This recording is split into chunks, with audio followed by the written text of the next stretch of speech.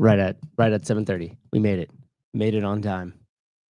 Good morning. Good morning. Good morning. Edging. Live every day at 7 a.m. ish, maybe. Fair enough. Fair enough. A little bit of a moving target yesterday. And Sunday is gonna be my new Showtime day. We're gonna give it a try. I'm thinking it'll probably be closer to 8 a.m. I like having a little bit more time to prep before these and not have to wake up super early on Sunday mornings. But I think this is gonna be the time slot. Tuesday was just getting so tough, like at 11 a.m. Like I liked that time slot when I first started it about a year ago. It's been a little over a year. And then just got more and more difficult to fit that in. Just a lot of moving stuff, especially with the live stream. Getting ready for Syndicate in NorCal has been absolutely insane. Thank goodness for the amazing team of people around. Wilson Pack, Tyler Watkins. Tyler Watkins just had a baby. Shout out Tyler. Whoops. Oh, that was way too loud. Sorry, guys. Way too loud of the applause in the morning. So, anyhow, we're giving Sunday a try. I'm excited about it. Should be relatively consistent in at this new same time, other than, of course, when we're live streaming on here. Fergie, what's up, dude? Good morning. Mike McCastney, good morning. Good morning. CrossFit Crusade, finally going to catch this live. Awesome. Well, welcome in on the Sunday.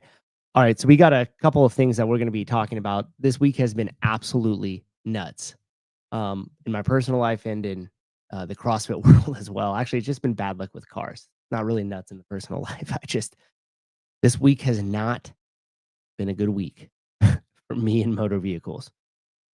Matter of fact, maybe I'm just going to get one of those electric e-bikes and just be that one dude. Because from my house to the gym to CrossFit Livermore, it's all the main roads in Livermore.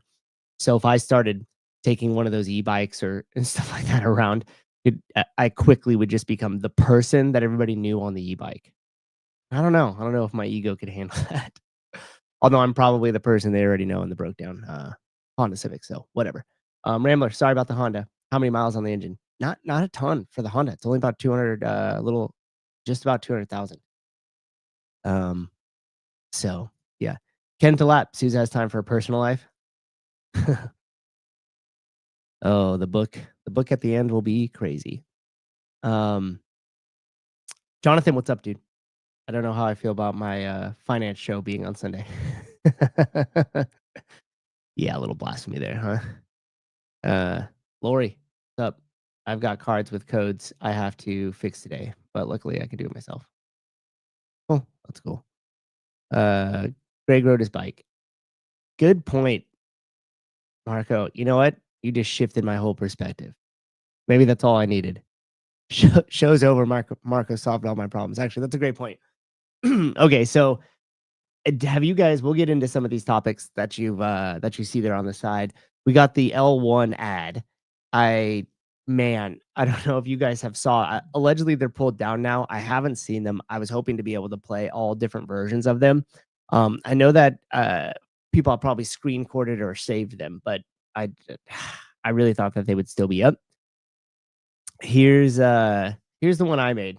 If you guys don't know and haven't seen it yet, I took this like super old meme, right? The old let me share it up with you guys here. Get to my screen sharing platform. There we go. So in case you guys don't know, there was 3 different ads that came out from CrossFit Instagram, the main Instagram. And the one that I'm playing right now, this is going to be spliced between an old meme from Hot Wings or Hot Ones and in the L1 ad here. So I'll play it and then we'll break it down a little bit. CrossFit course is your first step to becoming a CrossFit coach. Learn the foundational movements. Understand the methodology that makes CrossFit real-time feedback, or complete it online at your own pace. And start coaching or take the next step in your fitness career. Oh, we needed a gray pair of sweats to really make that one work, right? So those commercials came out, and at first I couldn't tell if it was like a joke or just what the hell was going on with him? But the there was just so much stuff wrong with him. First and foremost, it wasn't an L1, and some of the issues that I would first look at in terms of advertising L1 and say like, hey, what are some of the biggest things people say about this? Like, what are some of the biggest myths we can dispel with this ad? Is it the fact that they don't think there's enough classroom lecture? Do they not think the material is good enough and more in depth enough? Do they not think that there's enough hands-on coaching and feedback? Uh, you know, what are some of the typical constraints? Not even constraints, but typical objections that people have around the L1? And then how do you make an ad that kind of showcases or dispels those, or at least puts them in a better light? And what we had there was something that did the complete opposite. I don't know about you guys, but there's never ever been a slam ball inside of the L1 ever. So like why would you post somebody doing slam balls? Secondly, there wasn't even a classroom setting. It looked chaotic. So, and I talked about this earlier, but with Amy, who is the L1 instructor there, she's great. I've got to spend a weekend around her while she was doing something, not necessarily like with her, but she was super sweet. And I guarantee you that she is probably saw that and is just mortified because that doesn't even show the L1 trainers, the seminar staff, as our, like, for lack of better words, like our training gurus. Like, you want those individuals to be looked at as like the epitome of trainers. Like, they know it all and they make it look easy. And when you have her in that setting, it almost looked chaotic. Like, she's like running down to that guy who's doing something completely different than the chick who's doing the ball slams. And you're just like, you're kind of like, what is happening here? And that type of stuff, Judy, I agree, but I do love slam balls. Yeah, I mean, I'm at my gym and we incorporate them into the workout as well too. But it's not it's not something I would showcase in terms of the L1. Like, I would try to make the L1 commercial look more like you were like looking into a university classroom than I would just like that. I mean, just chaoticness. It doesn't even. Let's see if we can find. Don't I'm sure they. You guys know what's funny too. Somebody called me a bully for posting that. Yeah, they're gone. They're not on, um they may never have been on the actual feed here of the, Instagram, but they're definitely gone. Yeah, which is smart. Is very smart. And when you think about some of the media that's being produced around the, game stuff with, I think that's Tyson Oldroyd and his team.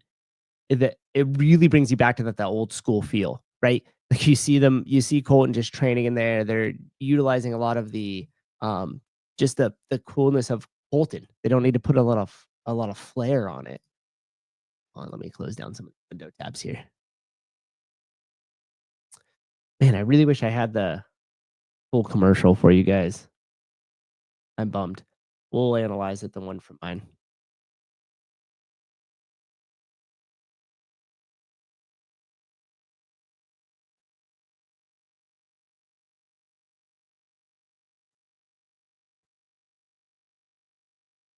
Yeah, I'm just gonna get real comfortable with just long lapses of silence on this. Fuck it. Rambler DEI commercial. I don't even know if that was what they were actually going for here, but and I'll play it without the sound. So, do you want to turn your passion for CrossFit into a career? And the I don't even like that right off the bat. Like, I think it should just be more about like, do you want to take your personal responsibility for your health to the next level?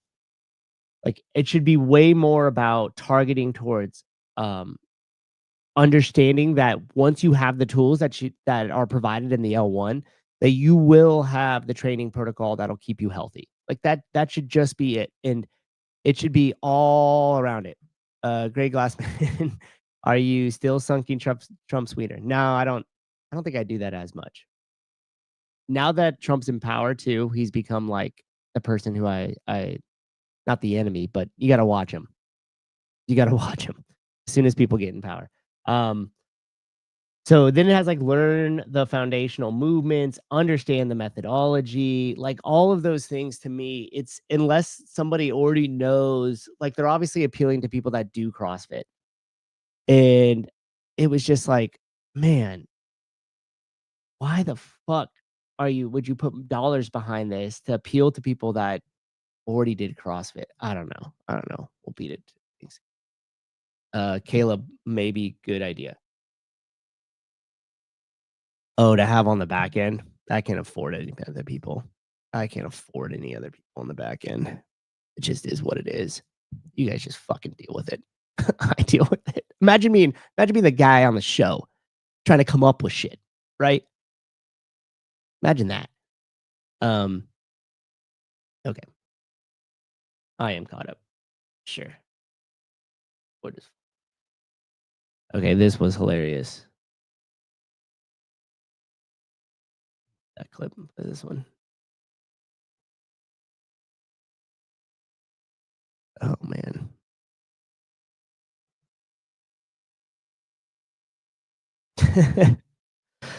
So old Frank up here posted up breaking news: 4,000 current and former affiliates organized collectively and by CrossFit Inc. It's CrossFit LLC now, from private equity Berkshires. That It's funny because there was probably like 100 comments or something on that, and people were just straight up confused as if this were real or not. You guys, come on, 100% this is not real. Like, I don't even know how much 4,000 affiliate owners could drum up in terms of a dollar amount, but the fact that he posted this, and like I would probably say out of every comment in there, maybe like 1% of them actually thought that that Frank purchased CrossFit. But the other thing is, it just shows like some desperation there. I just thought it was funny. This guy, like, I'll give you one thing. He has a lot of I don't even know what that's a word I was gonna say. Stupidity for keeping going, I guess, but I was gonna say tenacity or something. Like he just has no quit. Like it doesn't even it doesn't matter. Like it just will. It's just like a dog attached to some sort of toy and just will not let go. Oh my god, a new low for Frank. And I don't know if he was saying it in response to the video that I made, because a lot of people, not a lot of people, I think there's like 3 or 4 people that got really pissed and were like, "This is clickbait. It says, CrossFit sold, and you didn't say that." It's like, well, yeah, okay, fair enough. But giving updates on the sell, there's no way in hell that Frank has, 4,000 people that bought into this. The other thing too is like, and I've said this on some of the other shows, like there has to be some sort of contribution. Like you can't just sit there and say that you have this idea and then get pissed when people don't take your idea seriously and clip everything from my show and say how wrong I am or different stuff. Like here's a tidbit. Just start contributing. Like just show what you're gonna do. I'll like it's just talk. All it is talk, talk, talk, talk, talk, talk.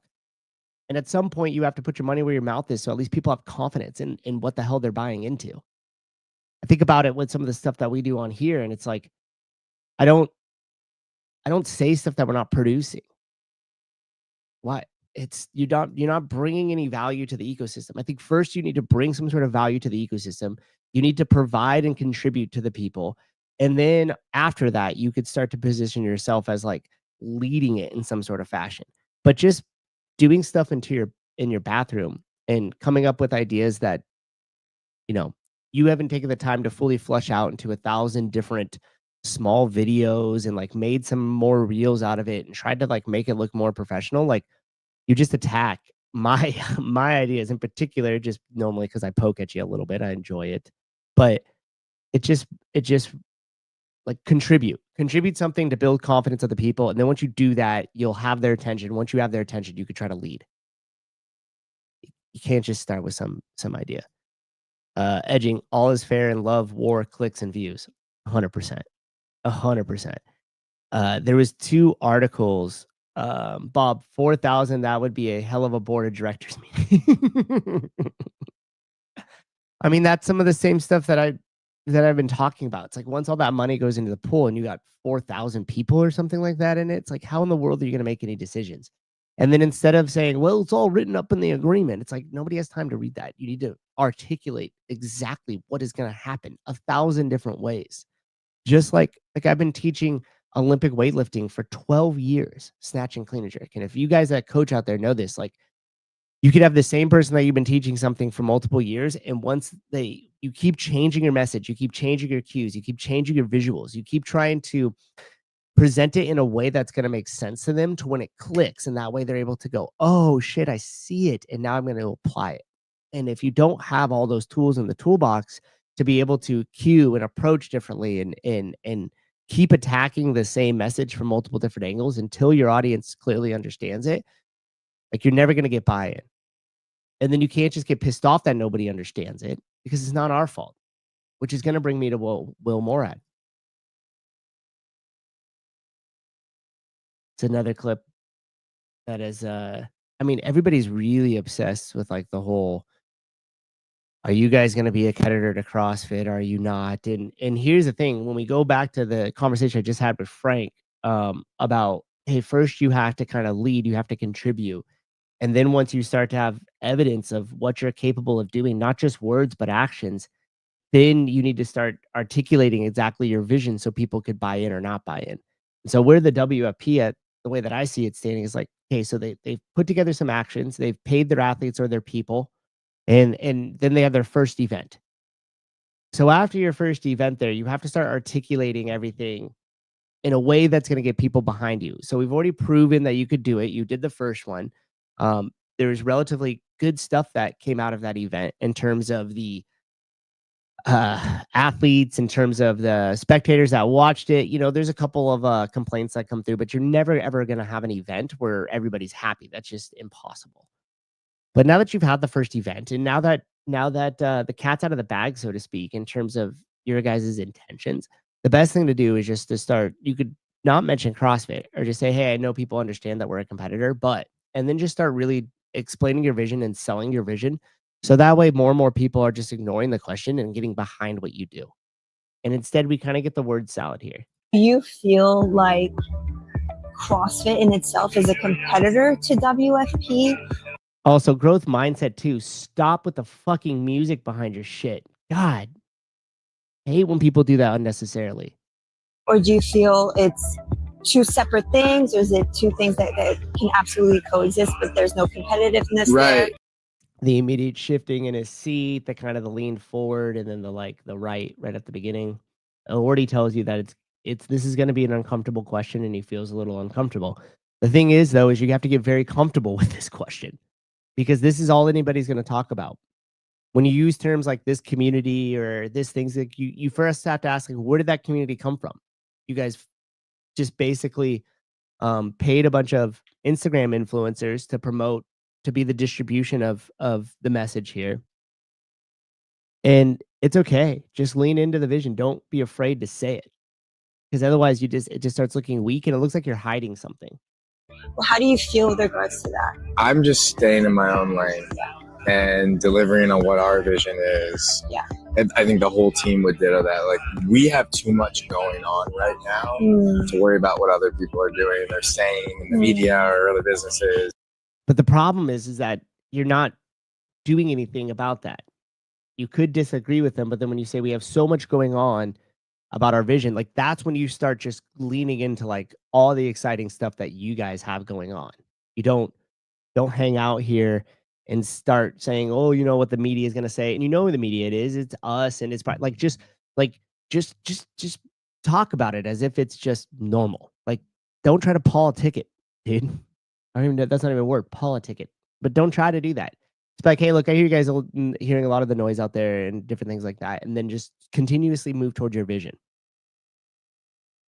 What's up, Blade? How you doing, dude? Just watching me struggle through this first Sunday morning. My mental capacity is at a 0.1 right now. I don't know if you guys could tell. We could just go into a therapy session. I'm going to hang on to it. We'll focus on delivering an incredible product to our community and doing it in a really authentic way. But you're not. A product, what's the product? And delivering it in an authentic way by not being authentic. And that's the problem. And that's why there's continuous trust breakdown. And that's why the media is going to forever keep picking at it. Because you just need to say what you freaking mean. Just say it. Like what is the big deal? Like, you could literally be like, hey, after last year's CrossFit games, we saw an opportunity. Lazar died. All the athletes were disgruntled. CrossFit's already been in a bad place with the private equity. We wanted to come in and take over the sports side of things. We saw the opportunity. We know we could do it better. It's for athletes by athletes. We're backed by a shitload of money. We don't care about training and affiliates. We might do it for some revenue in the future. But right now, we're focused just on getting a really good competition. And it's going to take this season to get it right. Next season, we will probably align with the game stuff and make the athletes choose.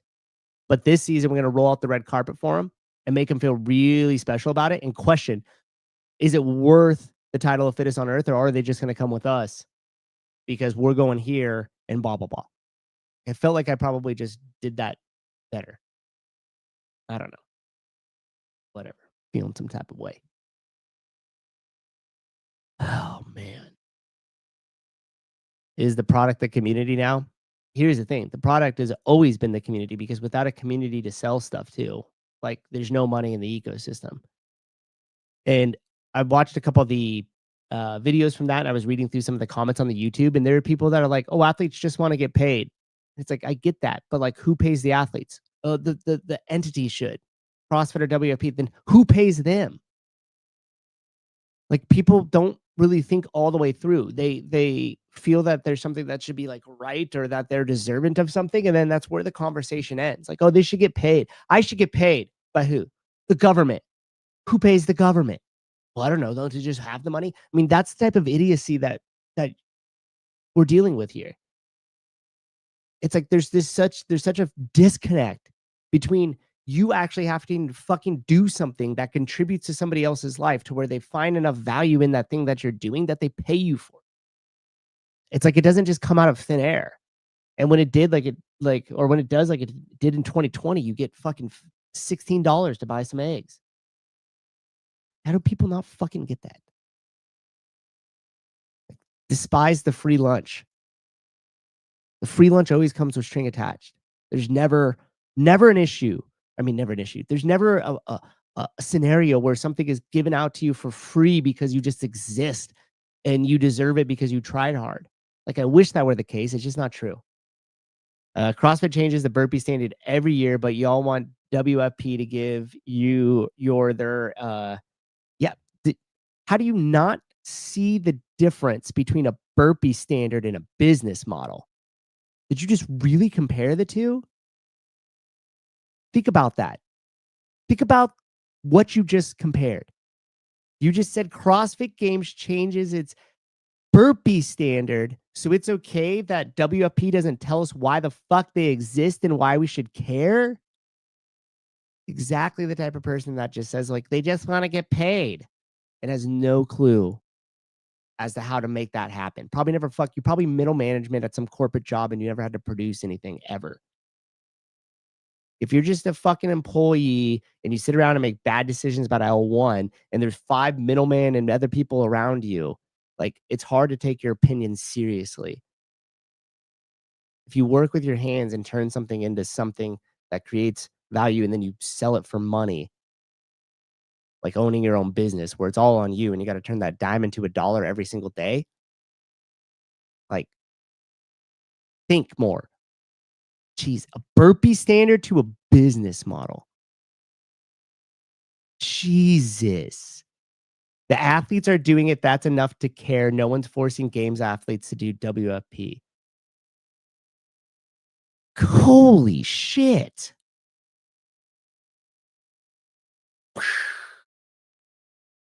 Wow. We'll just let that simmer. The athletes are doing it.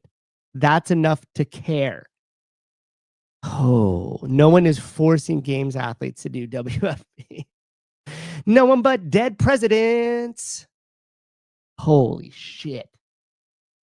Okay, now we're going to get into the meat of this stuff here. This is actually what I wanted to talk about.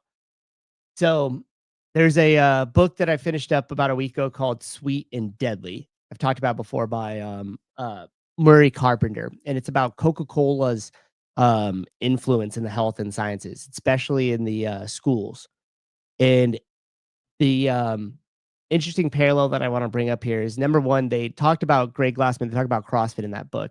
I don't think they did him justice at all. It was very weird the way that they presented Greg, and then the way that they didn't really credit him for being 100% correct about Coca-Cola's influences in the National Strength and Conditioning Association and just in lobbying and government in general. And I think we got another one of these things on our hands with the Cali means. So this is from Instagram. This is a clip from the Dark Horse podcast, and I'll play it here, and then I'll go into the what I think behind it, the conspiracy behind it. All right, here we go. Well, to some of the suspicion that exists surrounding the Means siblings. Why is it that they seem to have come from something like nowhere and sped past all of the people who were battle hardened in the COVID era? Mm-hmm. Now let's look at what Robert Malone says here, which is in stark contrast. I think speaks very well. Okay, so the question kind of is like, how did they just come up, like pop up on the scene without really having the pedigree that everybody else did? That's kind of with this RFK, Make America Healthy Again movement. Meaning everybody else who you see on that panel, like Jay Bhattacharya, there's other people, were all very outspoken doctors or academics during COVID. Most of them got canceled. A lot of them lost their jobs and different things like that because they were speaking out on the truth. And the Means was nowhere in that mix at all. And now all of a sudden they're like this poster child for this holistic health. And there's an article that was written here, and I have it summarized down for you guys. So it's basically the suspicion towards the Means siblings, while publicly advocating for nutrition, biohacking, and personalized medicine with the Make America Healthy Again group. Particularly, Dr. Caruso suspects Casey and Cali Means have ulterior motives. Now, why do they have ulterior motives? And it's because they're connected to some Silicon Valley figures in the genetic testing company 23andMe. Now, they're saying that that's potentially government-backed initiatives, very similar to, hey, if we give them a little bit here and sway the public, opinion or narrative away from vaccine harm or away from the stranglehold that the big pharmaceutical companies have over lobbying and legislation, then we could say like these players are on our side and blah, blah, blah. And all it is controlled opposition. The allegations of manipulative influences, Caruso draws parallels to the MK Ultra and Robert Maxwell, suggesting the Means siblings' influence might be a calculated effort to control public perception and steer health narratives towards corporate interests. And I'm always very skeptical of people that just all of a sudden seemingly pop up out of nowhere and just do the whole gamut. And they speak super well, and all of a sudden they're super backed, and you're just like, it's like success after success after success. And typically when you look into those individuals, like I was saying earlier, you could go back and you could kind of see the pedigree. You could see the history of like, okay, I could see how they got here now. Like they were, in the case of Jay Bhattacharya, who's been on the show, talks about how he was dealing with Stanford, how he almost got his license pulled, like all of this stuff. And you could see it, and you could see his articles, you could see his body of work and everything. And there just really isn't that same thing that's connected to the Means. And now they are elected Surgeon General. I think what Casey is. So why is this important? Well, because back in the day, there was a thing called Movement is Medicine campaign. And this is going to bring us to the Coca-Cola conspiracy that was led by chief scientist, Dr. Applebaum. Now, Rona Applebaum here, she was the chief scientist at Coca-Cola, and she was the vice president at the time. And she basically lobbied with the National Colleges of Sports Medicine, this exercises medicine campaign, where essentially they were saying Americans they're too sedentary. They aren't moving around enough. They aren't exercising. And that is the real contributor to obesity, is the fact that there's just not enough exercise. Now, her claim basically was, it doesn't matter the calories. It just matters if you move enough to support the amount of calories you're intaking. Now, this was completely, this was pushed by like the Obamas. This was pushed through government. This was founded through the, like I said, the National or the Academy College of Sports Medicine. And this went all the way through academics and everything as like, oh yeah, this is correct. It's not about the food intake. It's about the movement and about the exercise or the lack thereof. And so she was pushed up as like, hey, your vice president, look at this scientist. Like she's going to go ahead and help America become healthy again. Sounds familiar, right? And then it turned out that the whole thing was just one big front group for Coca-Cola. Like literally the funding, the massive amount of funding and to get the nonprofit up and to get this whole thing running was all done by Coca-Cola. And then it was controlled by Rona Applebaum. And so you could clearly see how this might be the same thing, but just rather than it coming from beverage drinks like Coca-Cola, like it did in the early 2000s, you might see this come from pharmaceutical industries. It's the same play. So they have this kind of front group that's up, that's something different, that you don't really see it as genetic testing. You don't really see it as data collecting with DNA or any of that stuff. You see it as like, yeah, I'm going to find out my lineage. And then you do the 23andMe, and then you realize that that is actually collecting all the DNA. It's collecting all the information off of the genetic testing, and it's storing it, and it's owned by the government. Some of you guys, that might not matter, but when you realize that the government is completely in bed with these pharmaceutical industries, at some point you have to ask yourself, wow, are they just collecting this data through a Trojan horse type vehicle, like a 23andMe that's supposed to give me information, but really they're saving and keeping all of my information and then using that potentially in some cases against me later? And on top of that, if that's your business model, like shouldn't the person who gave over their genetic testing and the DNA and all that, shouldn't they be paid for that data? But how could you be paid if you signed the I agree button and sent it in? So when you have these individuals and these characters that come up and that they're shifting away from larger conversations, and Greg talks about it all the time with the sugar. And so I think that there's two big health components that we're looking at right now. Number one is going to be the sugar and sugar's influence over government, and especially with a lot of the American Beverage Association and everything else. And then the second piece of that is going to be the pharmaceutical companies and the stranglehold that they have over regulations and government.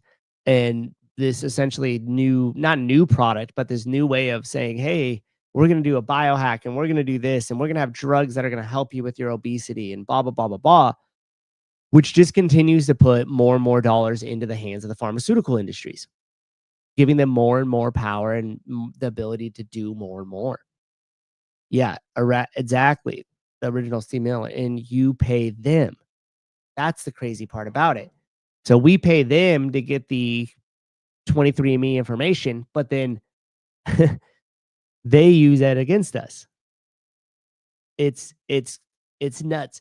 So the reason why I want to draw the parallel between the Means twins and what Coca-Cola was doing back with the movement is medicine and how this ties into CrossFit is because that, and I get a lot of compliments on that Crush Big Soda t-shirt that I wore during the talk at Proven. And that was from that event. And Greg was essentially going around and talking about Coca-Cola's influence and how that they're lobbying essentially to say movement is medicine, which is just one step away to saying, well, now if you're a trainer, that's a medical practice. And if you're not certified through our processes, or if you don't go through our training, then that's medical malpractice. So you could see how they plant that seed, movement is medicine, and then the long second order consequences or long-term effects of that could be that now they own the regulation on training people. And a lot of people go, oh, well, I don't know. And it's like, dude, just because you can't think past next week does not mean that these institutions and these other companies are not thinking long-term, 30 years, 20 years, 40 years out. And I think that's one of the biggest disconnects between our minds as people and thinking about, well, why would they do that? Why would they do this? And it's like, can't you see around the curve a little bit? Can't you see 10 years down from this, how this could become a major problem? And we're so quick to just jump on to anybody who is in the public eye saying things that we want to hear, but not necessarily telling the whole truth. So when you go back to the Coca-Cola thing, they were telling us what we wanted to hear. Americans don't move around enough. They eat a shitload of calories and they don't exercise. This is true. This is part of the problem, but it's not the culprit of the problem. It's not the root of the problem. But if Coca-Cola could get a hold of that, point at it, and then move the public towards that, it solves their problem of being the enemy. Sugar, which is vastly, vastly contributing to the chronic disease and health problems in the US. Then, if you say that same playbook and we take it, now we switch out Applebaum for casein calamines and we put them on Joe Rogan and we parade them around a bunch, we shift that conversation potentially away from vaccines or the pharmaceutical industry being bad. You could easily say, yeah, we all agree with that. We do need more of a holistic approach. We don't need to have as much doctors or, whatever their whole deal is. Get the red 40 out of the foods and get the chemicals out of the foods and everything else. And I believe that is just a distraction from the larger entity that the pharmaceutical industry has a complete stranglehold over our health. So going back to the Greg thing is once Greg really found out what was going down, and they talk about it in the book Sweet and Deadly, they talk about Russell Berger in there as well, who was working for CrossFit at the time. Russell Berger? Russell Green. I may have that wrong. Somebody working for CrossFit, one of the Russells working for CrossFit. And he was writing a ton about what Coca-Cola was doing and kind of connecting those dots. And Greg was going around and he was speaking on the Crush Big Soda tour to shed light onto what they were doing. And they talk about it in the book. And it's funny because they pull certain quotations from Greg to paint him as this kind of crazy conspiracy theorist.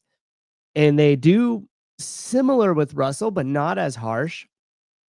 And then when the book goes on further, after they kind of expose all of this stuff, then when the book goes on further to say like, hey, and it turned out that they were completely right, it only talked about Greg Glassman's quote unquote downfall. And then how Russell was correct in all of his blogs, maybe so correct that that he even they said he might have even understated how bad the problem was. It's very interesting to me that they would like in the book discredit Greg or try to, and then basically like, yeah, and that's what led to his downfall. And then a chapter later go, oh, by the way, it turned out, man, Russ Green was right, and he might have even been more right than we gave him credit for. It's just interesting how it played out that way. And I posted some stuff about how much money Coca-Cola has, and it's just its marketing budget annually. And it's $4 billion, billion with a B. And I just cannot help think that if they're willing to go through all of this shit, meaning the American Beverage Association and Coca-Cola to protect their interests, I love the conspiracy of Berkshire was funded by this independent entity to buy CrossFit, and how we've just seen CrossFit collapse in and on itself. And I have a hard time to believe that the private equity like Berkshire, who's been around for a long time and has had lots of successful buying and selling of companies and all this stuff, cannot seem to get it right with CrossFit at all. Like at all. And the internal group that keeps being hired in there's some sort of major dysfunction internally, at least from the outside looking in. It doesn't even seem like the right hand knows what the left hand's doing. I mean, you have media being produced by Tyson and gang from the game stuff that's just top notch. And then you see something that comes out about the L1, the thing that they sell, and it is very clearly not the same group. I could tell the moment I saw that clip start, I was like, yep, this was definitely not this was definitely not done by Tyson and his group. I don't even know who the hell this commercial was done by. It looked like it was done by somebody who hates CrossFit or has no idea what CrossFit is, especially the L1.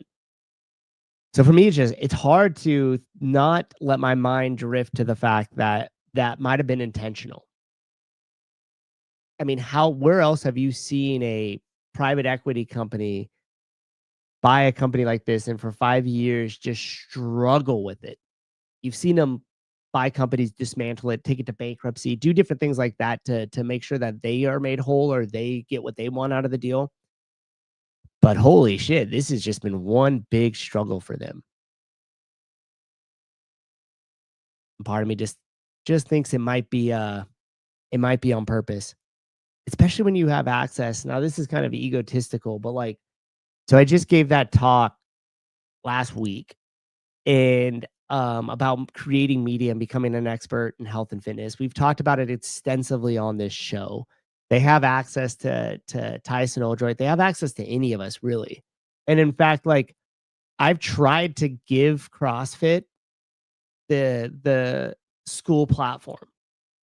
Like, I literally was like, dude, the affiliate toolkit looks like you poured a little like cat food out on the bowl before you guys left for the month. And then you just come back and like pour a little more cat food. Like, there's nothing there for affiliates. There's nothing there. And what we've created on the school platform runs circles around that with zero resources, no money. It's all my own money. And when I started working on that and did it, I was just like, how could they not? I don't understand. So then I go to like give it to them and I'm like, hey, you guys could just have this. Can we share it with more affiliates? Blah, blah, blah. Nothing. Crickets. Absolutely nothing. Hey, I got 250 affiliate videos. Some of them are incredible. You guys want the files to all of them? What do we get? So, doesn't that seem odd? Like, I created it. I'm an affiliate owner for 12 years. I worked on it with creatives that were the creatives that built CrossFit Media. And there's 500 and something affiliate owners and coaches in there that are talking about how much they got out of it. I have a classroom of library of stuff explaining a ton of shit around media and running an affiliate and most common constraints and everything. But yet they don't take me up on it at all. Nothing. I don't know. That just seems weird. I mean, the least they could do is steal it, pretend it's their own, and give me no credit. Like, it's hard to understand what's happening internally there. And just to clarify on the Stella CrossFit, I think we're going to find out by the end of June. That's going to be my official prediction, is that I think the buyer is close. I think it's flushing out the last bit of the details with kind of what I talked about on Wednesday or whatever it was. And I think it's there. I think I might even be willing to bet that it's already sold right now. And we just don't officially know it yet. Because that money will trade hands between Berkshire and the buyer probably before Dawn and them even know, like officially.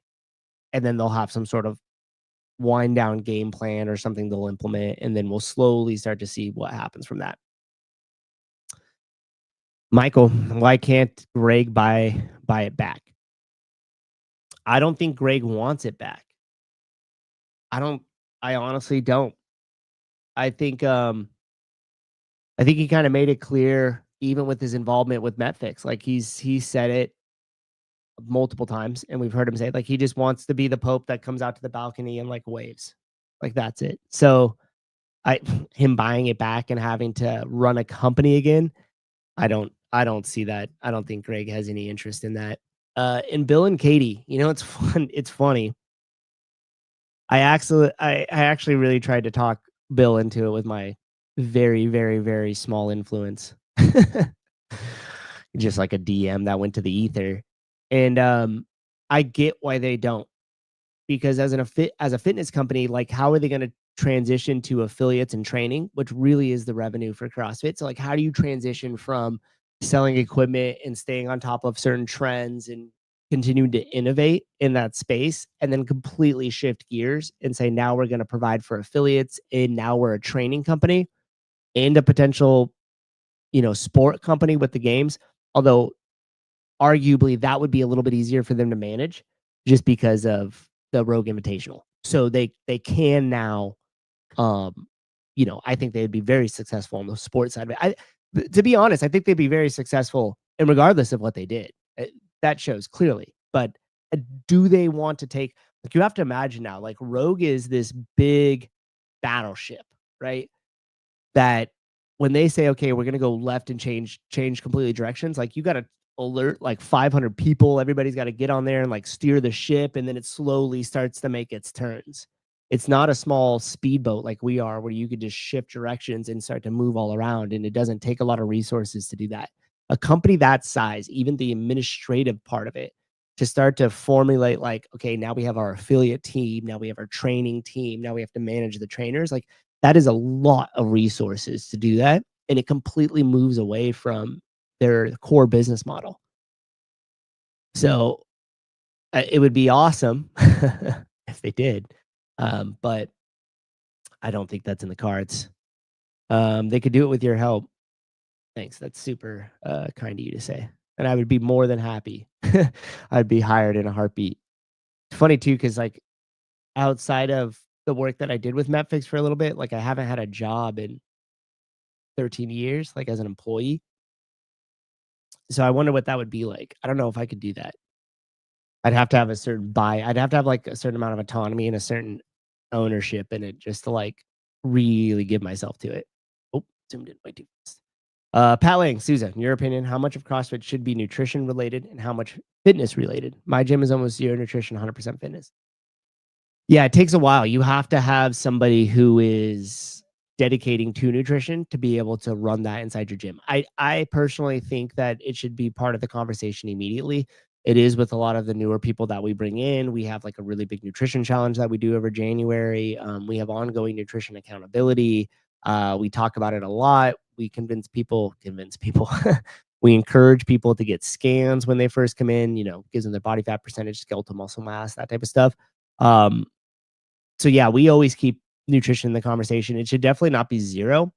And for 2 reasons. Number 1, you're doing your members a disservice because we all know that nutrition with the combination of exercise is going to give them the most effective changes in their life. But number 2, that's a huge revenue stream for affiliates. That's big. So like for me, it's just one of those situations like you could put in the conversation. You could give out resources and tools. You don't even have to make them up. You could just point your members to something else. And on top of that, like it's a big revenue driver. So for me as an affiliate owner, like if you're not doing nutrition, even to a small degree, even if it's just some sort of like reset, we're going to eat whole foods, no alcohol, no sugar type challenges. You need to do that because it's a big revenue driver. So for me, it's a no-brainer. It's going to help your clients more and it's going to help your business more. Should definitely be a part of the conversation. Christian, if your gym isn't doing nutrition coaching, it's a huge miss on revenue. It hurts members. Yeah. Fuck, leave me to it. Yeah. 100%. You know, right off the bat. Rogue only hires people locally or who will relocate. Souza, you'd have to move to Ohio.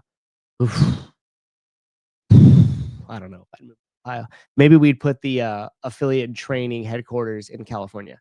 It doesn't even need to be in California, but somewhere next to a beach. Yeah, California. The other thing too is on 2 things I'll announce on here.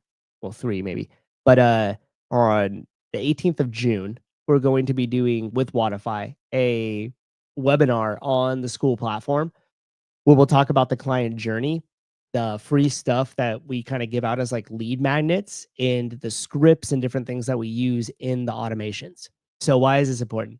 Well, we've developed over the years like a new, like once you're new to CrossFit and you've signed up, like you kind of get these educational lessons that get sent to you. And some of them inside there have nutritional stuff. So my wife made up like this how to read a nutrition label, and it's a big nutrition label that's all blown up, and then it has all the labels to it. So it explains everything and the what and the why and the percentages.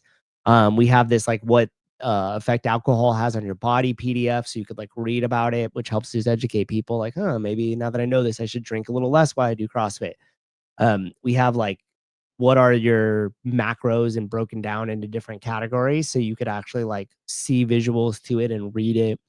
We have there's like something of like the 50 names of sugar, so it breaks down all the different names of sugar and what the kind of different sugars do and how the food companies can market you like sugar free or zero sugar, even though they just have different types of sugars in them. So we give a lot of that stuff out for free when people join the gym as just educational material. And with Wodify, now that we're able to develop our own media library and send that out automatically, as well as those PDFs. So we're going to be talking about how to like package that whole thing up and have it automate out to your members. I have it set up to where if you're not using Wodify, it doesn't matter. You're still going to get a ton of information, and you'll still be able to hopefully apply it to whatever system you're using, like whether it's push press or whether you're using sugar watt, like whatever the case may be. The hope is that after that webinar, you'll have a bunch of cool materials and some information that you could just apply. And then if you don't have any of those softwares, then the hope is like, hey, look how much easier life would be with the software. Utilize it, and you could utilize the whole package that we have here. But the important thing for me with the partnership with Wodify is to make sure that regardless if you're using Wodify or not, that whatever we give to you that I'm involved with, it provides value for the affiliate owner, regardless of you buying the product or not.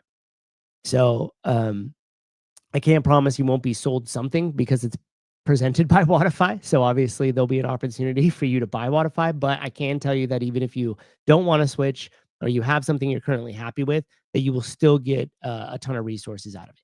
So that's the first thing. That'll be on June 18th. That's a Wednesday. It'll be at 10:30. We'll have more stuff on it for you guys to sign up for it if that interests you at all. The second thing is going to be hosting at my gym. We'll talk a lot more about it, especially after the semifinals are done, but just wanted to put it out there now. May 4th, originally I was going to do this firefighter only kind of event at the gym where it's going to be teams of 3, and you were going to sign up and do 4 workouts. The workouts are not crazy. We release them ahead of time. This is not going to be a prove your fitness type thing. This is more or less like just throw down in a bunch of firefighters getting competitive and working out against each other.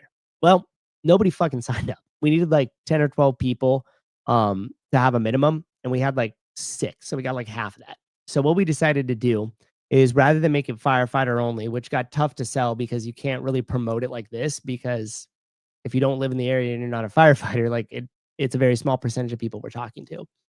So after saying revamping it, we decided, okay, you only have to have one person on your team needs to be for the fire service. And what we're going to do then is make it more about kind of like recruiting. And we're going to invite in all the departments. We're going to set up some booths. We got like some of the people that help with firefighter recruitment stuff come out as well. We're going to contact both. Well, we have contacted both the colleges like Las Positas and Chabot that both have a Fire One program. So now if you're interested in the fire service, or you just have somebody at your gym and you want to come and throw down at CFL, you'll be able to find one other person or 2 other people. One of them just needs to be a firefighter or currently working in the fire service. And then you guys could come down and compete. It's going to be 4 workouts. It's going to be a lot of fun. We're going to live stream it. Nothing crazy, but we're just going to have a good time with it. Be completely family friendly. We'll have a food truck down there. So if you're interested in joining the fire service, or if you're interested in just coming down and working out down at CFL and hanging out, feel free. You could sign up through Competition Corner. I'll put the link in the description here, and it's officially open, I think, until the 2nd week of July, and then we're going to close down registration. The workouts are listed on there too. There's like a power clean workout. There's like a sandbag here. So it's easy, cool stuff. Nothing crazy. So if you want to come down, if you want to hang out, if you want to throw down, if you want to get on the live stream, maybe July 26th. It's a Saturday. It'll be the date. Come on and hang out. Now, later today, we are going to be doing a Kill Taylor talent show. It'll be in the evening. It's 4:30 p.m. Pacific Standard Time and 6:30 Central Time. Here's the deal. If you think anything that you could do inside the gym is worthy of showcasing, you could call in. You just text the link or text the number. We'll send you the link just like it is normally done on Kill Taylor. And then right when you come up in live, we're just going to say, all right, what's your talent? You're going to go and boom, and you're going to do it. And then we'll basically judge you on it. If it's something that we think is cool, whatever, we'll send you over a bag of coffee, maybe some games, tickets, some other stuff. And if not, we'll just probably boot you off the air and we'll all have a good laugh. So this is your opportunity. If you could like snatch 315, warm up, load the bar up, get it together, and then hit us up, send in your link, and boom, we'll get you up on live and have you snatch 315. So, anyways, circus tricks. That's exactly it. That is exactly it. So, anyways, keep those dates in mind. July 26th, firefighter relay, hangout, workout. June 18th, Wodify webinar on the school platform. You could see it right above my head there. School.com/media lunch. And that's all I really got for you guys today. Ironically, I was like, oh yeah, Sunday's gonna be great because I'm gonna prepare and get all this stuff up and like maybe we'll talk about it later at some other time. But this has just been a shit week. And yesterday, man, yesterday just sucked. You know, one of those days where you're just like something happens and you're just like so bummed by it. And this rarely happens to me. Just like so bummed by it. Like I just couldn't really like fucking do anything. Like I just like to get the motivation. It was just like, oh. And even getting up this morning, I was like, man, like it takes like usually I do a pretty good job of like getting the energy up and like really like getting after it. But just one of those days, you know what I mean? One of those weeks. But life moves on. Alrighty, guys. Thanks for hanging out. I appreciate it. I promise, actually I don't promise because who knows what's gonna happen. I will do my best to make this fucking awesome and really try to like revamp it, come in with some cool stuff for the show for you guys. So thanks for hanging out. Really appreciate it. I always appreciate you guys hanging out and listen to me. Like sometimes I really get in my head about this stuff and I try to bring some cool stuff, things I find interesting, and hopefully you guys do too. So as always, thanks for listening. Be good to each other out there, and we'll see you next time.